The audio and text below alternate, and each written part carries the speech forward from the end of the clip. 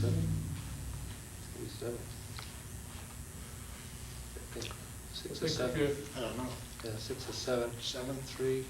So we may see you back at Maybe that. 7. Oh, yeah. 6 or 7. God willing, yeah. Yeah, 6 or 7. Be ready for retirement by this. Mr. Rowell. Yes, I'd like to be here when they renegotiate, but I think it's a terrible deal. I think it was a disgrace that we did it the way we did it. It's too long for one thing, and I'm not happy with the rates, I'm not happy with the choices, and one of the things I think that's terrible is the programming on the numbers. When you look in the TV guide, it says 38, and you look in your other little mail-out guide, it says 27, you look at the back of your clicker, it says 42. And you have to go through 7 different things to find out what channel 38 is. Is it channel 14 or channel 9? And then they change it. I think it's terrible. I mean, I think the whole system is a disgrace, especially when you go back and think cable television. I remember cable television, no commercials. It was the ultimate. That's when cable television first came out. Now there's more commercials on cable television than there is on regular television. So I'm not happy with the system at all. And I'm not happy with the contract. And I think what we should do is what some of these other companies do. We'll give you a contract to use the wires and the cable in the town, and anytime there's an increase in your rates, we increase our rates for the charge of the cables and having them in the town. It's the only way to offset it. Because it seems to me like you people come in, we got to increase, what can we do about it? Nothing. We went through this the last time you were here. You want to give us a percentage of your increase? Be more than willing to have you involved next time we negotiate. Well, I'm not sure I'll be here then, but Yeah. Mr. Vito. Opposite Mr. Earl, I couldn't be happier. I think you're doing a fine job. I do remember commercials being on cable TV. And I think people have to remember one thing, and of course I hate to see rates go up too, but cable TV is not like electricity. You don't need it to live. If they're unhappy, drop the service. Well, again, I appreciate those comments. Yeah. And I'll go back to my, as far as rates are concerned, I'll go back to one of my original statements. When you break it down to about $1.10 a day, in my opinion, there's certainly more value than $1.10 that we derive from cable television on a daily basis. I know that you can't get a newspaper and a cup of coffee for $1.10, and I think my cable television, and I'm a subscriber, but I'm looking at the news, or I'm looking at the Weather Channel, or I'm looking at the traffic, or I'm looking at a sporting event that isn't on broadcast television, and that's where I perceive the value of cable television. To be honest with you, I'm not as recent a subscriber as Mr. O'Leary is, but for a while I was like the shoemaker who wasn't taking care of his own family. I didn't have cable television. I'm going back 20 years ago when I first started in the business, and it became a necessity for me when I saw what was on basic cable service that I couldn't get on broadcast, and that's where I'm coming from. If you wanted to, as Mr. Smith has in the past, if you wanted to argue with me about the value of some of the premium services and the programming that's on some of those premium services, I don't think I'd take too strong a stand against you at times. But the $35 a day, a month rather, and the programming that's available that isn't available on broadcast television is, in my opinion, a good value. And again, no one likes to, see a rate increase. And again, going back to what Mr. Smith said, I think I broke my own personal record for putting gas in my tank the other day. I was astounded by it. But unfortunately, that's the world we live in today, and I'm not sure how to stop it. How is the service in relation to the Roadrunner service now? The subscriptions are up, and I remember we first talked about putting in these little stations around town. The nodes. The yep. nodes. Yep. How's the subscription rate, and as far as number of usage here? Because as that increases, Right. the speed slows down, we were told. It's conceivable that it could slow down, and right now we haven't experienced that. So, that business is growing for us, and we're pleased with that. And in response, we had this discussion, during the negotiations even. What the chairman is referring to is, we have various nodes throughout the town that neighborhoods are connected to. In other words, we run what we call a hybrid fiber coax network, where we run fiber to a node that serves X number of homes, and then from that node, we run coax. Now, our video service and our high-speed data run off of that. We had concerns initially that perhaps when the number of high-speed data customers grew, that the service would slow down. To this point, we haven't reached that. Maybe that's a bad sign. But we haven't taxed the system yet, and we've had very, very few, if any, complaints about the speed from our users. Anybody that, I shouldn't say everybody, but most people who use the high-speed data service are very, very satisfied with the speed.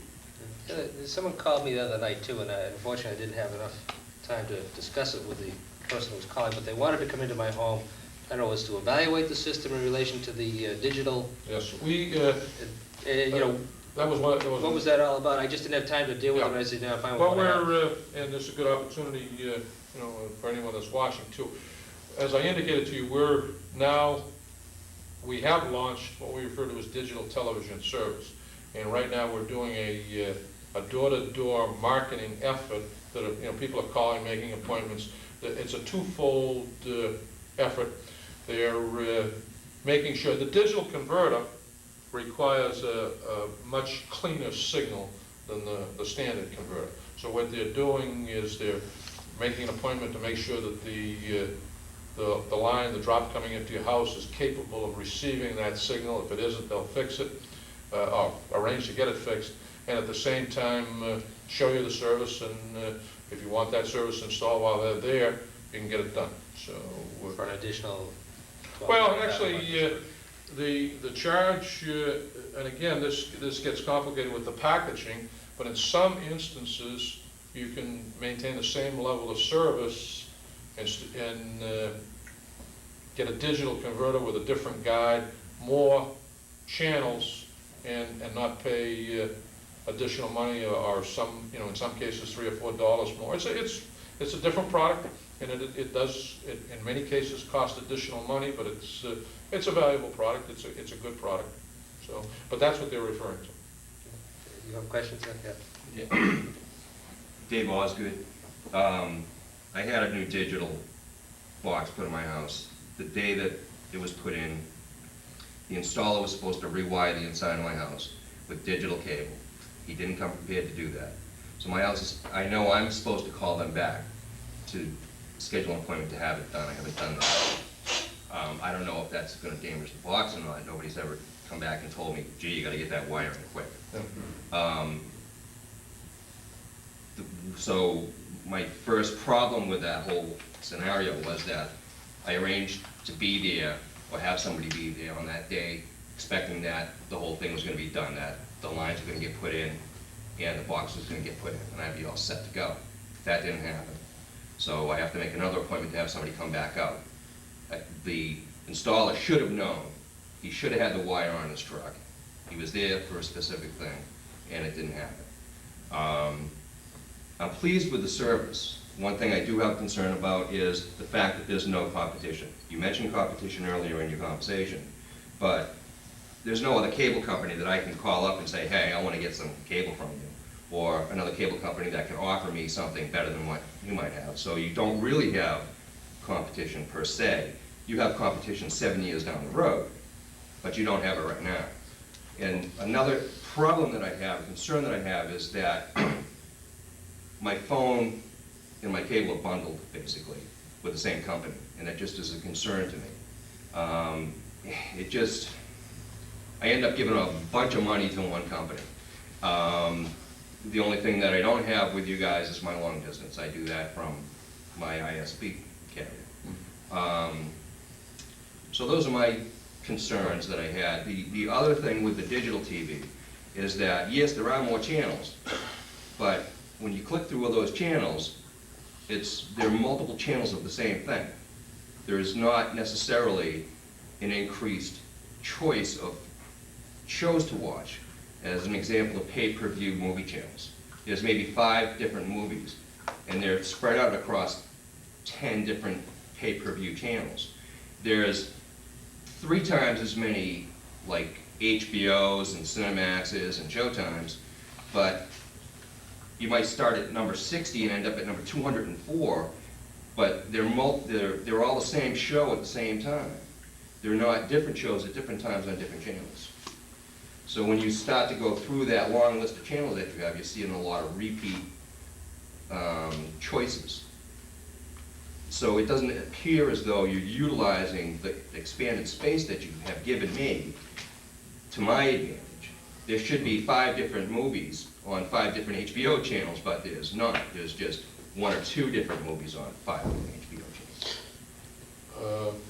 You've raised a number of issues, and, you know, I mean, if you get time, I can respond to a lot of them. This is gonna be your last meeting with us.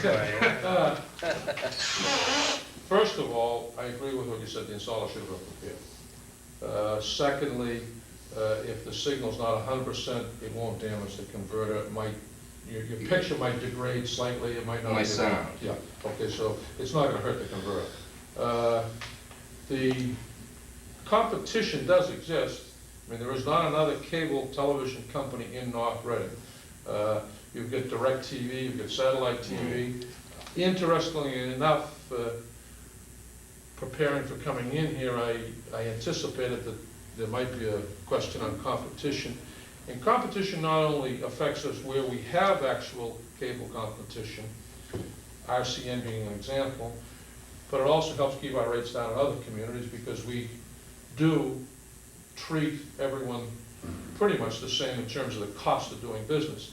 Interestingly enough, the rate in North Reading for essentially the same service is less than it is in Arlington and Waltham, which are 2 communities that RCN is a viable competitor. So I think one of the reasons, and we've had this is a little bit of my history showing, one of the reasons that we've had RCN more or less refuse to come into North Reading, or I shouldn't say refuse, elect not to come in, is because you know, we have a pretty good product at a pretty good price here, and you know, they're not sure that they can make a dent. I believe that they came in and made a presentation almost 2 years ago now, and they have elected not to come in. You make a good point about the bundling of telephone services and video services. Those are 2 separate and distinct businesses. We are very regulated by the telephone tariffs and rules and regulations of the federal government, so we have a very systematic way of reporting. Right now, the internet service that we provide is considered to be a cable television service, so that's part of the cable product. But that's an excellent point. On pay-per-view channels showing the same movie at different times, that's by design. It's at the same time.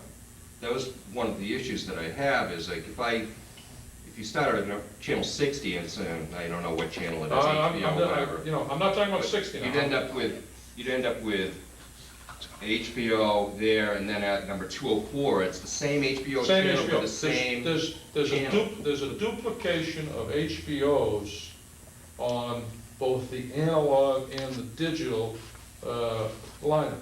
If there were not, the people that didn't subscribe to the digital would not be able to receive HBO. So there's 5 or 6 HBOs, each of which are duplicated. Right. Because if they were not, then we would not, you know, we'd be legislating against the analog subscribers and, you know, forcing people into the digital. The analog would be able to get the lower end. The analog's HBO back on channel. 60. Right. Right. I have the digital box, digital box. You get them on both. I would get them on both, but I should be getting both the analog and a different one. You can't do that, because if you did that, then the you know, we'd be again differentiating product and we'd be legislating against one subscriber or the other. The way I would look at it was that I pay more for the digital box